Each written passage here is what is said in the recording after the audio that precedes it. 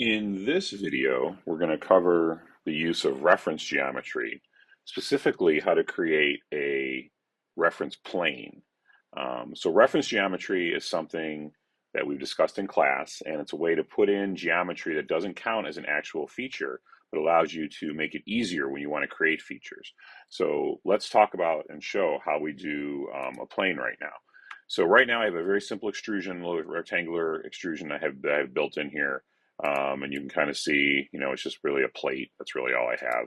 And so what I'm going to do is I want to put a reference plane. So I click on reference geometry here in the ribbon bar, and you have various ones: plane, axis, coordinate system, and point. So we're going to do a plane.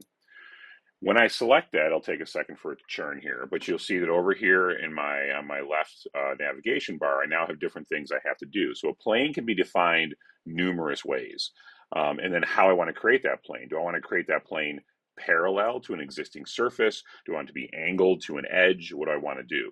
So here, I'm going to start with my first reference. Reference could be an edge. It could be the whole plane itself.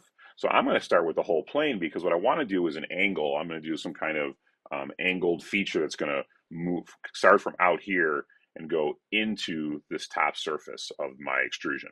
So I'm going to take this top plane, click on that, and you see that it automatically puts a plane in. So if I look for my front view here, you'll see there's another plane on top. There's an arrow pointing up, and now I have different features here if I want to make the plane parallel, perpendicular, etc. So this has enabled me to put a plane just parallel. And I can increase the distance up or down from that existing surface on my extrusion if I want to. But that's not actually what I was looking to do.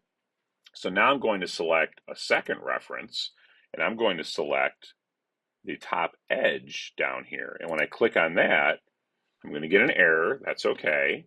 So then I want to click on angle. So I'm no longer doing a parallel plane because there was no way it could be parallel and have that edge coincident.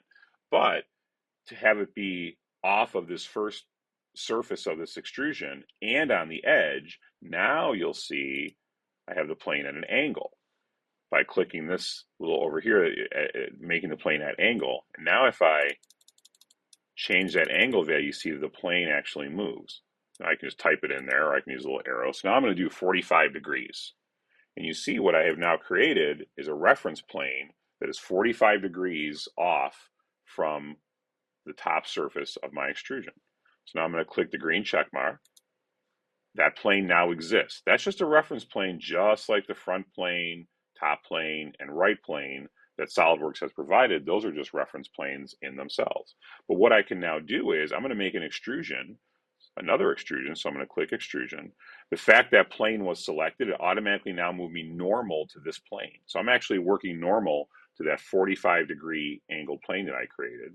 This time I'm going to do a circle, little extrusion. I'm just going to put a little, I'm not even going to care about actually dimensions or anything. I'm just going to put a circle on there, say okay, go back to my isometric view here,